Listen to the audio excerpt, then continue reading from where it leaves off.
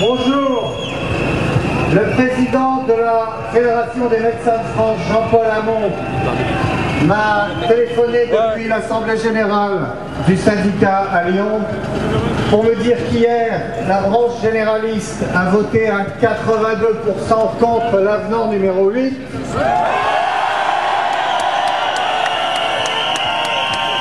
Et que, comme il n'y a pas une feuille de papier de cigarette entre les médecins de la FMF et les autres spécialités, le syndicat dans son ensemble aujourd'hui a voté avec le même chiffre contre l'avenant numéro 8.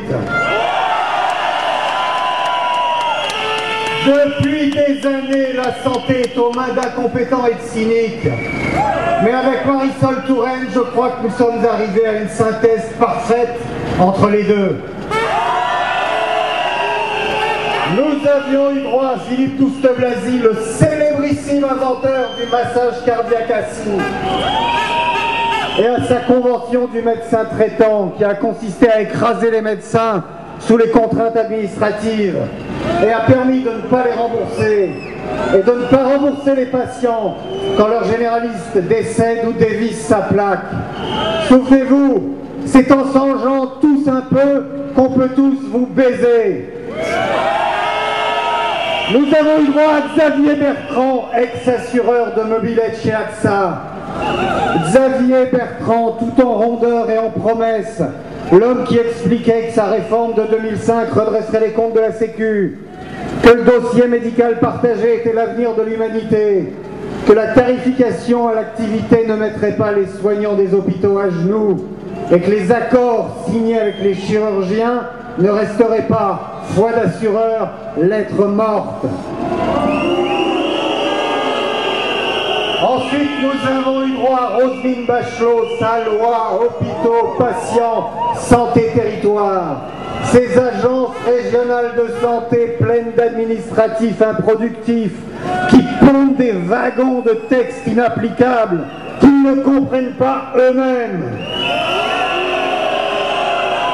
Roselyne qui sonnait le tocsin dans ses vaccinodromes vides lors de l'épidémie de grippe en 2009, qui a justifié l'achat de vaccins inefficaces en lot de 10 pour des centaines de millions d'euros par le fait que les généralistes, ces minables, étaient incapables de respecter la chaîne du froid.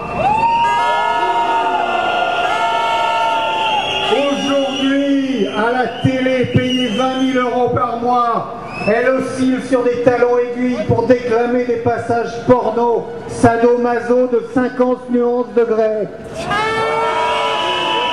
Après la chaîne du froid, Roselyne a les chaînes au fion.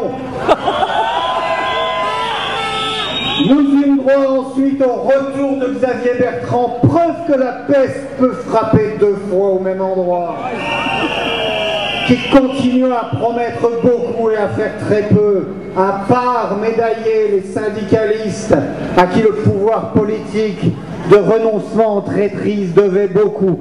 Puis arriva Marisol.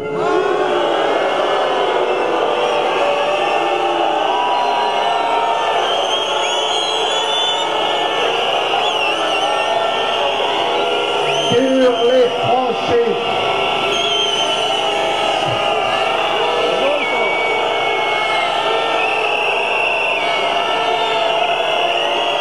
Je crois qu'elle a compris.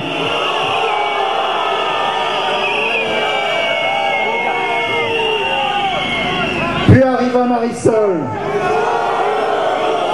Sur les franchises, sur les soins, sur les franchises, sur les soins, combattus avec virulence par les socialistes quand Sarkozy était au pouvoir, elle ne fit rien. Sur la sortie de l'hypertension artérielle sévère du champ des affections longue durée, qui est une connerie médicale, elle ne fit rien. Car elle avait un tout autre combat, Marie Soledad, qui en catalan signifie la fille très simple qui signe ses parapheurs d'eau à la cheminée. Depuis son arrivée aux affaires, Marisol Touraine martèle qu'elle entre en croisade contre les dépassements d'honoraires. Pourquoi pas? s'il s'agit de se poser enfin la question de la revalorisation des tarifs opposables. Je ne pratique aucun dépassement, je suis généraliste en secteur 1. J'ai donc la chance d'avoir un tarif en gros de 50% inférieur au tarif moyen de la consultation médicale d'un généraliste européen. Mais quand Marisol Touraine s'est rendu compte qu'avec son instrumentalisation politique des dépassements, elle avait ouvert la boîte de Pandore, la question qui tue, mais que rembourse encore l'assurance maladie? Mais quelle valeur accorde-t-elle? Mais quelle valeur accorde-t-elle à la consultation d'un médecin? Il lui fallut en rajouter dans la stigmatisation. Quand les journalistes lui disaient « Mais écoutez madame, pour arriver à une rémunération correcte, les généralistes travaillent beaucoup, près de 60 heures par semaine. » Elle disait « Ah non, non, non, certains d'entre eux travaillent beaucoup, pas tous, pas tous. »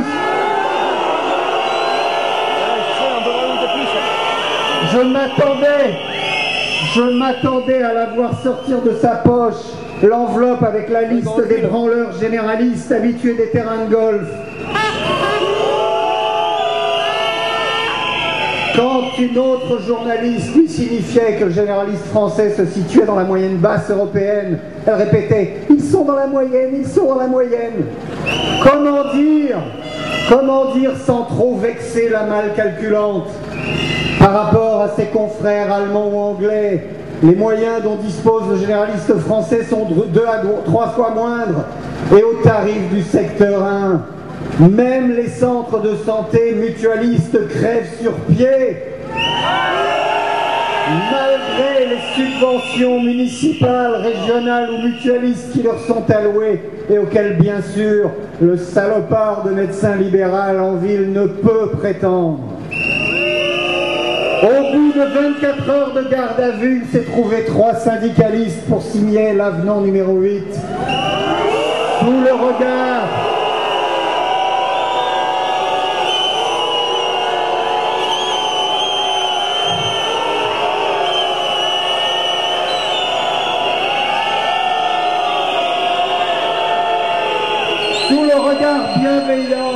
sous le regard bienveillant du greffier Frédéric von Requegem, le très libéral directeur de l'assurance maladie, l'homme venu du directoire d'AXA qui utilise les techniques de management du privé au sein même de ce qui fut la sécurité sociale, l'homme qui a mis en place sans sourciller les franchises sur les soins, l'homme qui a détruit l'option médecin référent, l'homme qui en 2008 proposait de ne plus rembourser les médicaments dits de confort aux cancéreux, l'homme qui organise la chasse aux arrêts de travail prétendument injustifiés en harcelant les médecins et en falsifiant les chiffres. Et cet homme, ancien directeur de cabinet de Douste Blazy, serait aujourd'hui considéré par Catherine Lemorton, députée socialiste, comme, je cite, un grand serviteur de l'État avec qui il est très agréable de travailler.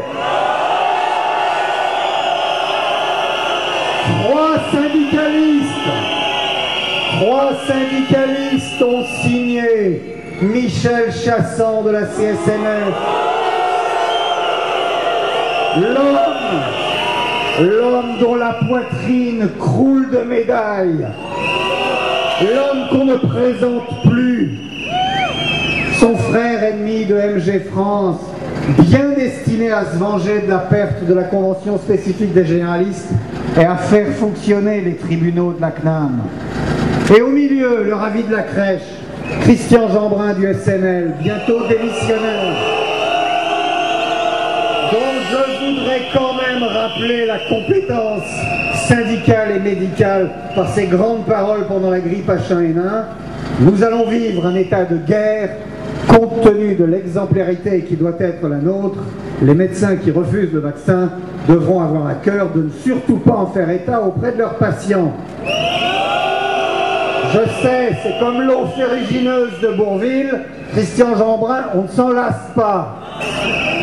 Et dans la foulée, Marie Soledad fit passer à l'Assemblée la loi sur les réseaux mutualistes Loi portée par des députés qui sont eux-mêmes des anciens administrateurs de mutuelles, la rapporteuse ayant travaillé des années à la fameuse mutuelle des étudiants, que le journal Le Monde et la revue Que Choisir épinglaient en septembre en disant « Opacité, pratiques commerciales douteuses, qualité de service dégradée, pour la première association de consommateurs, ce système est aussi défavorable aux étudiants qu'onéreux pour la collectivité. »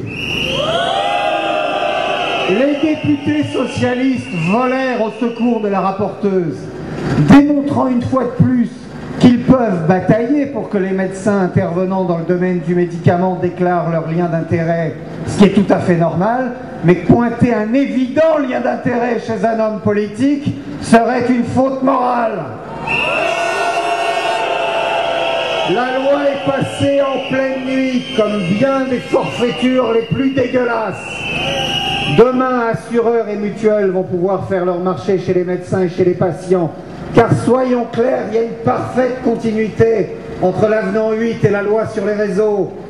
Les complémentaires ont toujours eu besoin des dépassements d'honoraires pour exister. Si l'assurance maladie remboursait les actes médicaux à leur juste valeur, il n'y aurait pas de complément d'honoraires ou très peu. Les complémentaires avaient besoin de cela pour exister. Mais pour calculer leur marge bénéficiaire, elles avaient besoin de border les dépassements afin de les utiliser pour ramener des clients captifs sans risque excessif pour leur trésorerie. Les syndicalistes médicaux comme Michel Chassang, qui ayant signé l'avenant 8 font semblant de combattre aujourd'hui les réseaux mutualistes, se foutent du monde.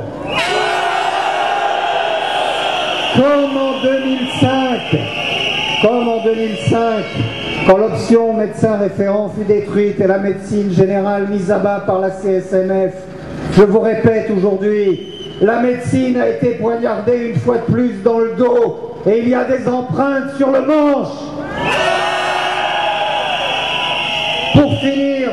Pour finir, je vous citerai cet homme qui en 2006, au moment de prendre la tête d'une complémentaire, un visionnaire disait « Je suis fier de prendre la direction d'un acteur historique majeur de la protection sociale.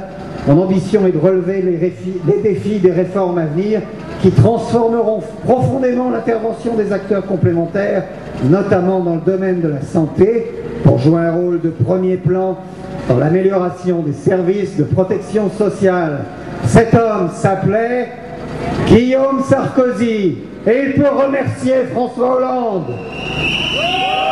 Car comme on le voit avec François Hollande, le conventionnement sélectif des médecins, c'est maintenant. L'organisation du système de soins par des puissances financières, c'est maintenant.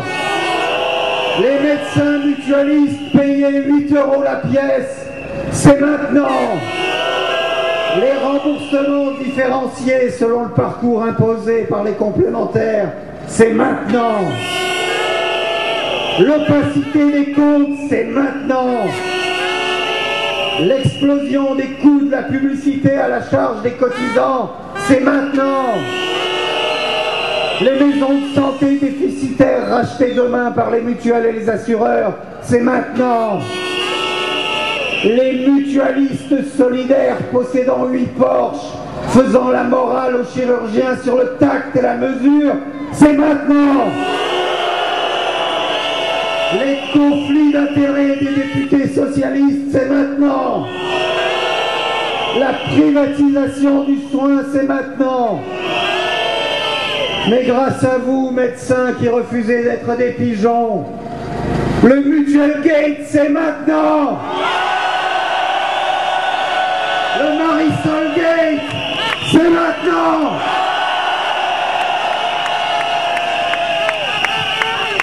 Une ovation pour Christian Lehmann.